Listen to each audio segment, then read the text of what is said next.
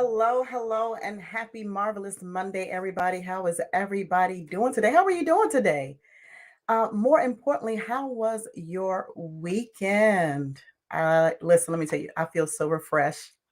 I feel revived. I had an opportunity to get some much needed rest. So today we are talking about lease goals for landlords as well as for tenants.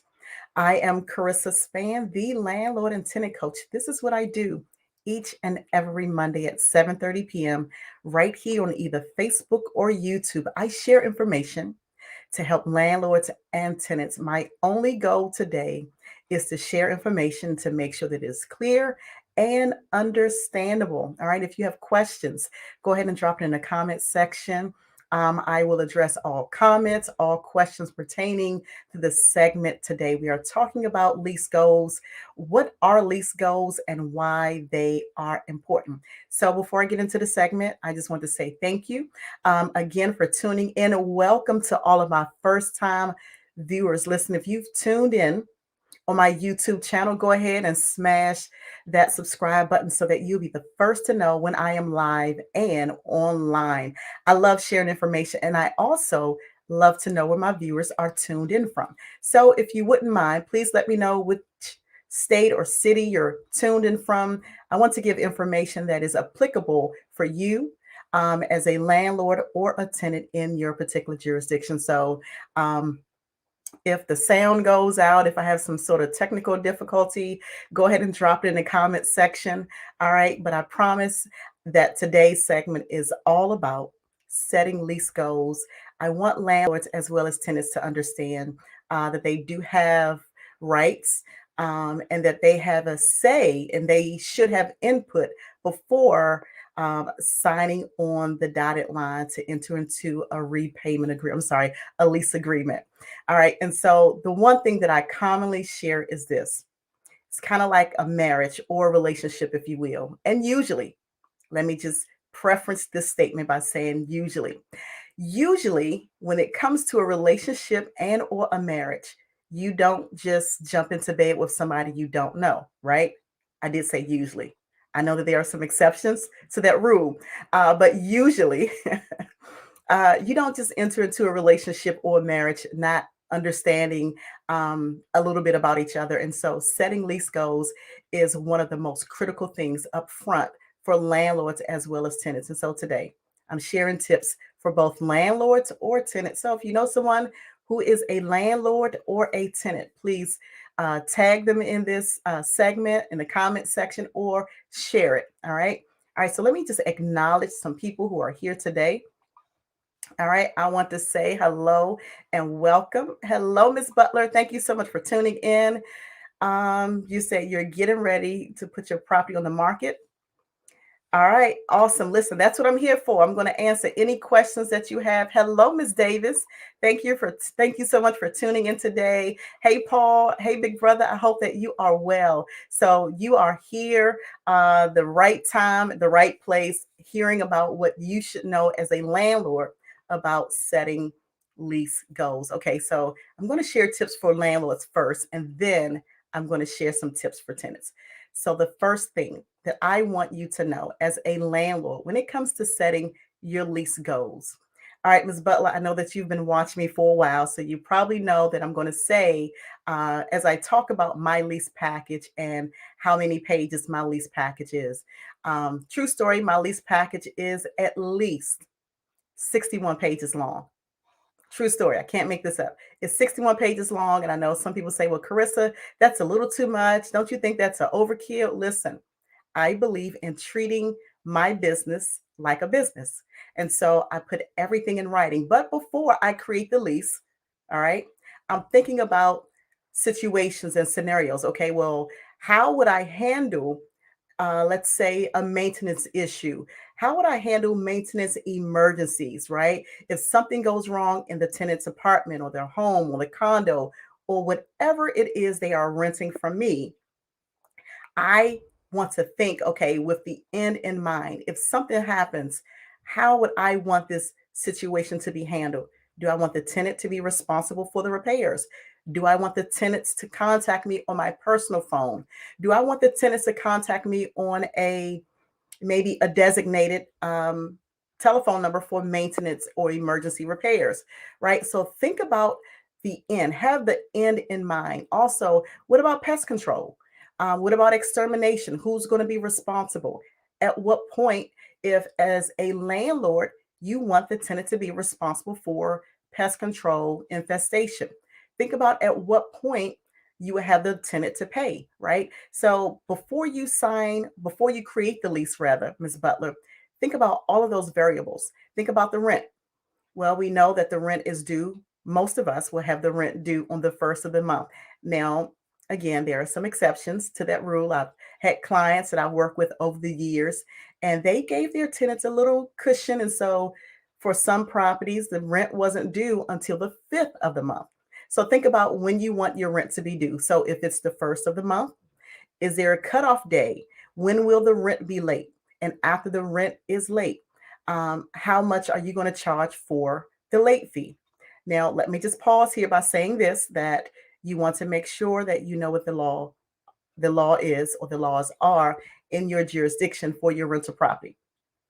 Okay, so for instance, I had a client, she said, well, Carissa, I charge $75 for a late fee, regardless of how much the rent is.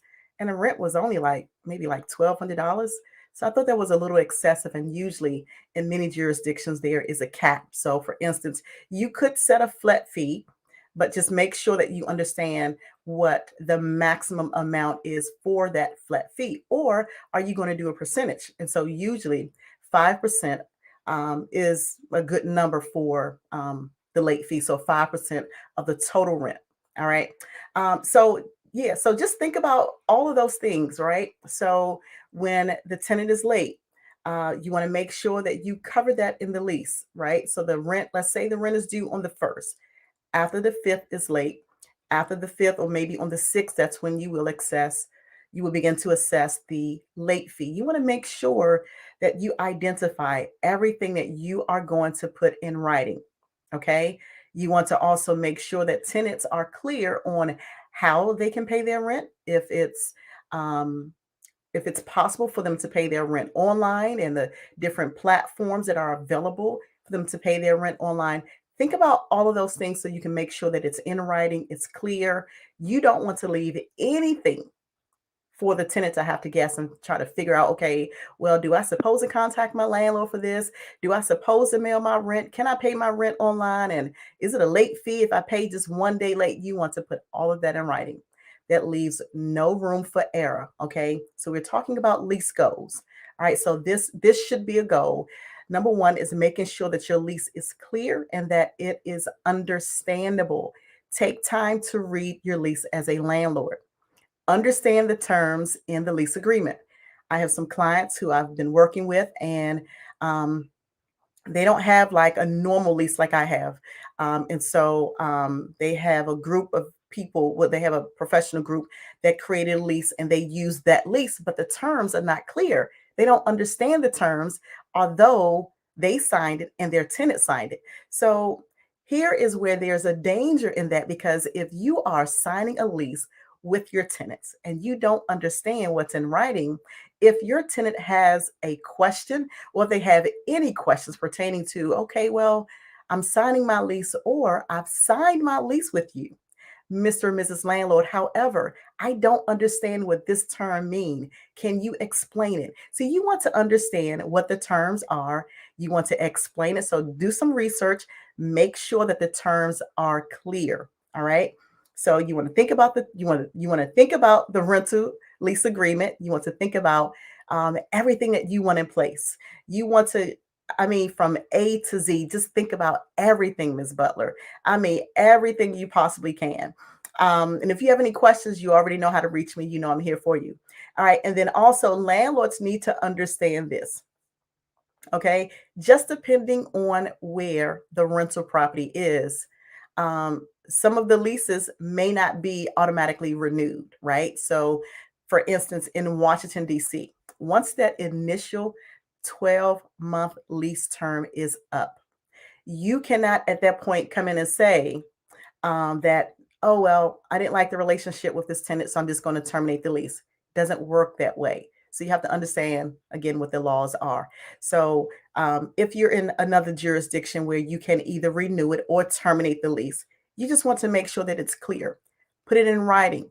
And then also think about a rent increase.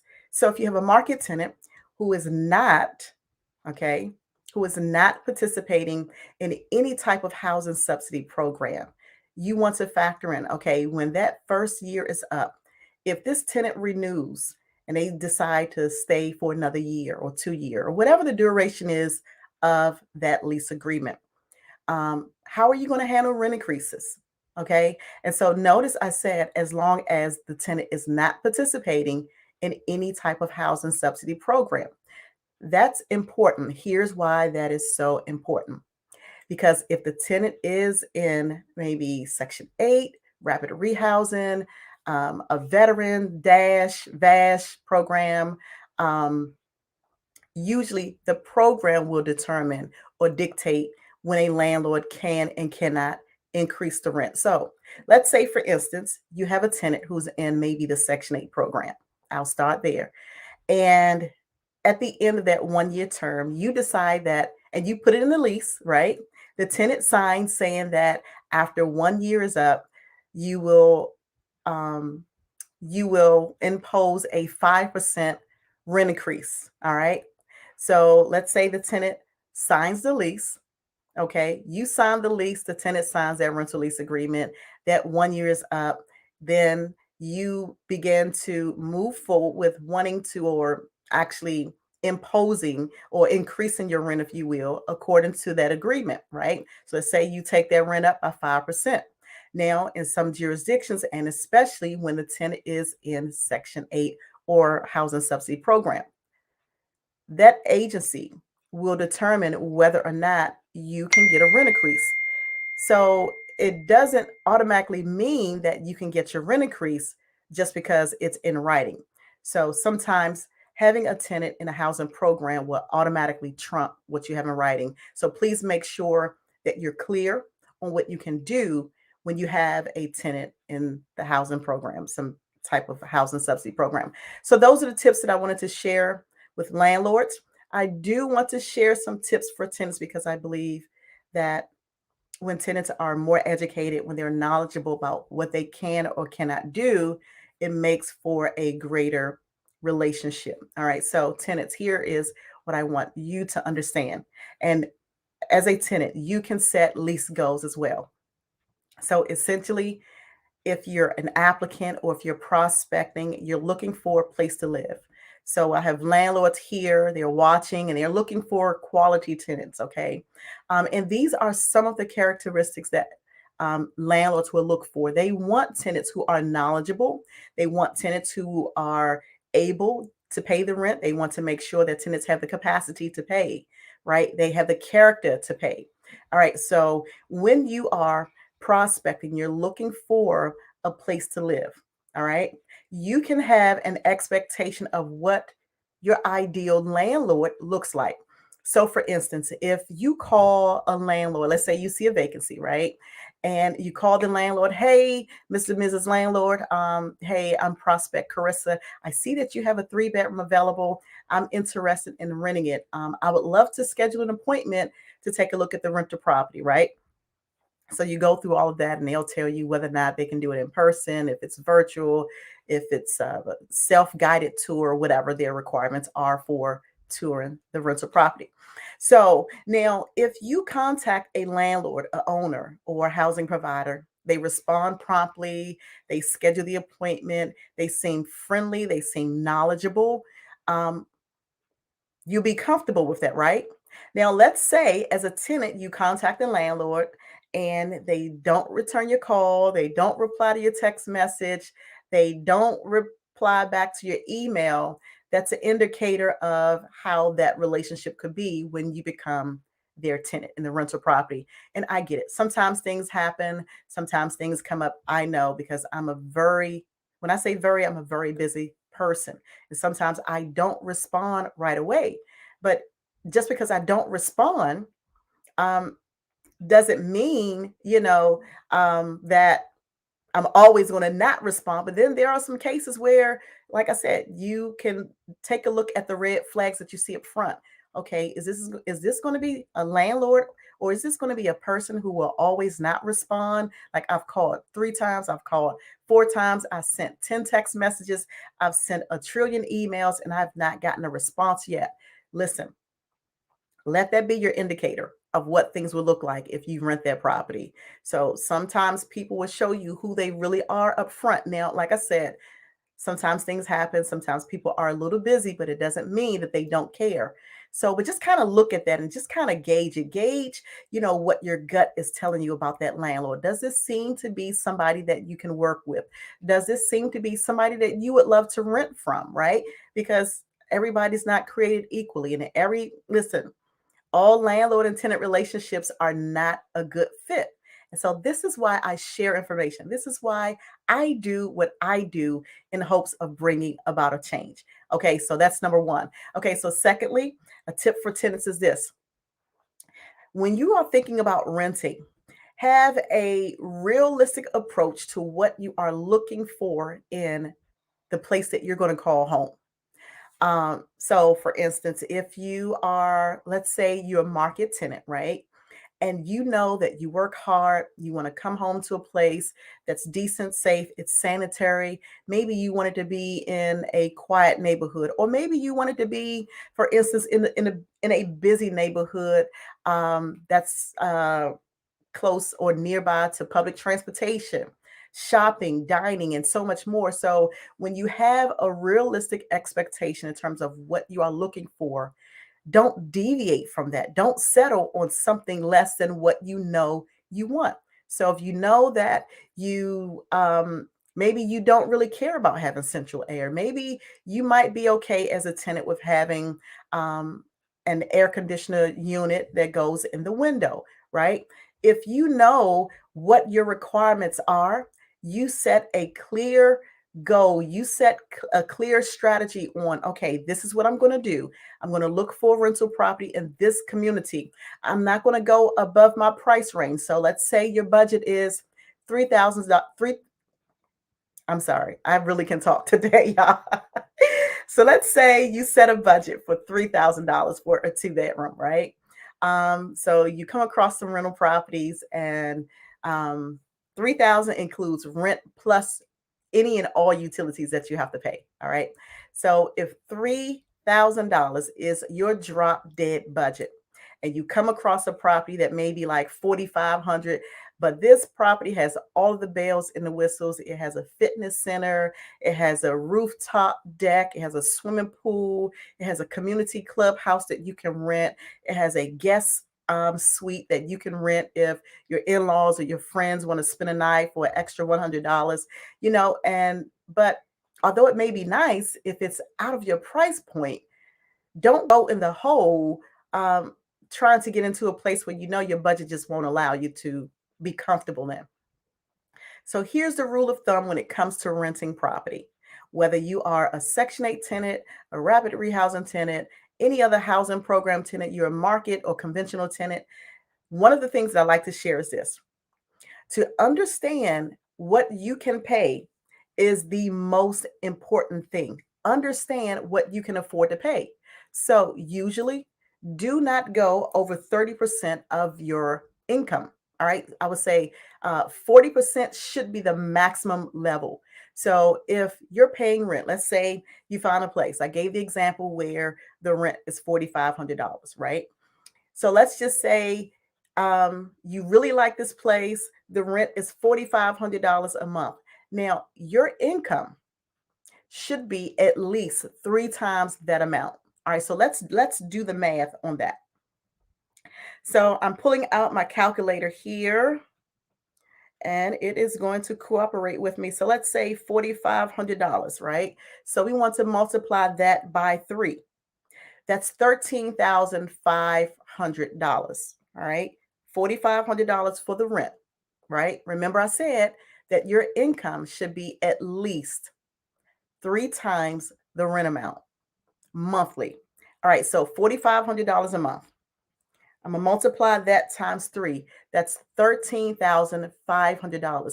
So if you're going to rent a property for that amount, all right, unless you're participating in some sort of housing program, your income should be no less than $13,500 a month, okay, for that rental property. So now let's just say that you find a place, you say, you know what, Carissa, 4,500 might be a little bit out of my price range. Let me bring it back down to, as a matter of fact, let's bring it down to 2,500. All right. So if we do $2,500 for the monthly rent, all right, I want y'all to do the math with me. Somebody calculate this for me and put it in the chat box. If the rent is $2,500 a month, it doesn't matter if you're a landlord or a tenant. If you could just calculate it for me, put it in the comment section. $2,500 times 3. What is that amount, please? Can somebody put that in the chat box? That would be the income that a tenant should be making each month. And that's one of the clear ways for tenants as well as landlords to know and understand if a tenant can actually afford to pay the monthly rent. All right, so I'm waiting on somebody to calculate that, if you will, for me. 2,500 times 3. Can somebody put that in the chat box for me? Because I want to take a look at it, and I want us to really have a better understanding, and especially for landlords who are looking for tenants, and you're trying to determine, okay, well, if I rent to this tenant, is this something that they really can afford? Because here's what I do know, that life happens to the best of us. And what does that mean? That means sometimes things will come up. Sometimes things will happen, right? Okay, Ms. Butler, you said $7,500. So thank you for multiplying 2,500 times 3. Thank you, Ms. Davis. I see your comment as well. 7,500, absolutely. So if a tenant is trying to rent a place for $2,500 a month, minimally, they should be making $7,500 per month. Okay.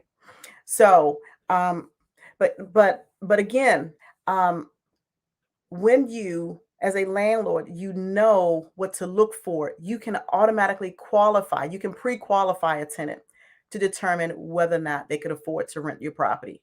And as a tenant, you already know up front. If you do this calculation, you know up front if you can afford to pay it.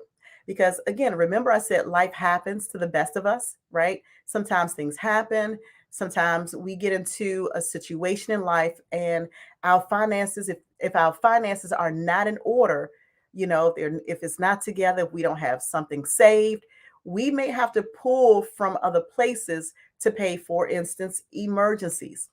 And usually what happens, landlords, what happens when tenants don't have enough money? If they have to make a decision, sometimes the first place that they will cut is on the rent. They will maybe, especially around the holiday, right? Around Christmas, around holiday time, um, sometimes stuff just happens and they need money. They will take money from wherever they can get it from to take care of the things that they desire to do. Okay, Ms. Davis, your question is the 7,500 the take home pay? The 7,500 is before taxes. So it's before taxes. So that's the gross, that's not the net. Great question, though. Thank you so much. It is the gross. So usually when tenants are stretched thin, they will not pay their rent or they'll pay their rent late. I had a conversation just recently with somebody, and I love the approach. I love the philosophy that this young lady she shared with me. So it was a seminar I attended, and she told everybody what her cost was to work with her, right? And she said, "Listen, I get it. That may be a little too steep for you, but here's the thing: I don't play with people's money, and I don't want people playing with my money. So when a person set a date to pay the rent or to pay for something, whatever it is, pay it. The same way you want people to pay you your money, if somebody owes you money, you want to be paid promptly. If you are a tenant, please make sure that you pay your rent on time. Okay? Because landlords have to pay bills at the property. If there's a mortgage to be paid, if there are taxes and insurance, Utilities may need to be paid. Landlords are relying on that money to pay the bills, to make sure that you as a tenant can have a place to call home. So if your rent is due on the first, please pay your rent on the first. Now, it is okay to pay your rent before the first. Okay. So if your rent as a tenant, I'm talking to tenants, if your rent is due on the first and your landlord tell you, well, after the fifth, you have to pay a late fee.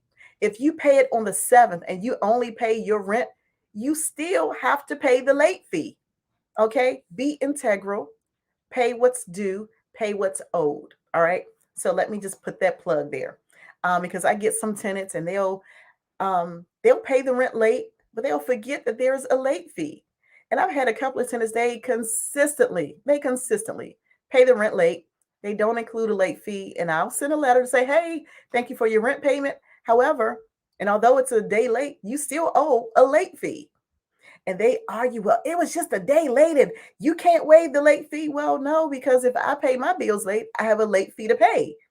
So creditors are not going to um, allow me to not pay the late fee because you're paying me late. Or here's another scenario. Uh, I allow some of my tenants to pay through, for instance, like a cash app. So when that money goes to cash app, it still has to go to the bank account. So that means that there is usually a turnaround time, maybe between 2 to 5 days from the time that the money leaves that application to actually getting to the bank. And so if a tenant is paying their rent on the 5th, as a landlord, and Ms. Butler, I see that you're trying to get a new tenant, please make sure that it's clear in your lease that if they pay their rent by way of an electronic or a mobile payment such as Cash App, Venmo, there are other platforms that they could use, but just make sure that it's clear that if they pay their rent on the 4th or the 5th, that they could be assessed whatever the percentage is, whether it's a 4% fee, a 5% fee, because you want to make sure that the rent money is getting to the bank. Okay. So those are just my tips I wanted to share today for landlords. I wanted to share that also for tenants because setting lease goals are important. Make sure your goals are clear. I'm not going to go through the step of giving you all SMART goals because I know that a lot of you are aware of SMART goals, but just make sure that you have a clear expectation as a landlord of what you expect. As a tenant, make sure that you have a clear expectation of what you're looking for in a landlord because I believe that if those honest conversations are had up front, that will possibly eliminate a lot of nightmares and a lot of headaches that I've seen over the years. And I've been in the industry for well over 25 years. I've been in property management for so long, I can manage property with my eyes closed, right? But I'm also a housing educator. I'm also a landlord and tenant coach. And so I do see a lot. And I know that things happen, right? But I believe that when we set clear goals, we define very clearly what we're looking for, the timeline, making sure that we can measure whether or not our goals are working. When all of those variables are in place, it gives you the greatest chance of having a really great landlord and tenant relationship. So I hope that something I've shared today has been helpful. Thank you all so much for tuning in. Thank you for your time. I'm excited. I am in celebratory mode. Tomorrow is my birthday. I'm turning 27 again. How you doing? Don't judge me. Don't judge me. Yes, I'm turning 27 again, although I have a 31-year-old son. But seriously, I'm excited that you've joined me. Please make sure that you tune in each and every Monday. This is what I do. I share information to help landlords as well as tenants. Thank you, Pete. Thank you for joining the party. I do appreciate you, sir. All right. So each and every Monday, right here, 7:30 p.m., either on my Facebook or my YouTube channel. I am available. If you have questions, feel free to email me. All right. I do respond to my emails, and some of my emails, um, I do a video. So my response might be in writing or my response might be a video. It just depends on how I feel. So please make sure that you're tuned in on my Facebook as well as my YouTube channel. And again, this is what I do each and every Monday right here at 7:30 p.m. Eastern Standard Time. Thank you so much for joining me today. I hope that you all can join me next week right here at 7:30 Eastern Standard Time. Let me pull up my email address for you. We're not doing prayer today, but this is my email address. It's carissaspan@gmail.com. Carissaspan at gmail.com. Again, thank you so much for tuning in. My time is up. I thank you for yours. Don't be a stranger. Wish me a happy birthday tomorrow on Facebook or YouTube. Send me an email, send me a text. You can send me a cash app if you like. I don't mind. I'll see you all next week. Bye for now.